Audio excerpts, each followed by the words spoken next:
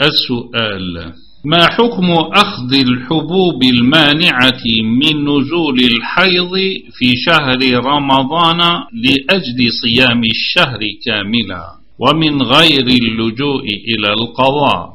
الحمد لله رب العالمين، والصلاة والسلام على من أرسله الله رحمة للعالمين، وعلى آله وصحبه وإخوانه إلى يوم الدين.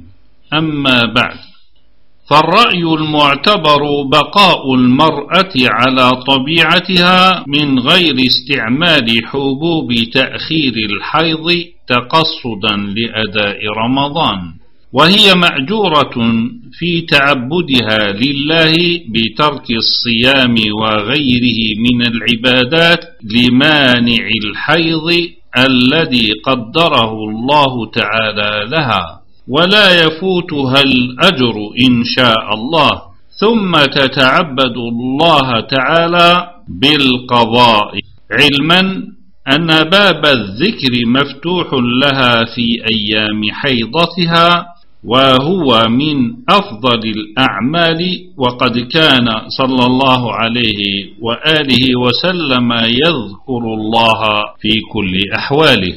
وفي حالة ما إذا استعملت الحبوب وصامت صح صومها ولا يلزمها قضاء ولا مطالبة، والعلم عند الله تعالى.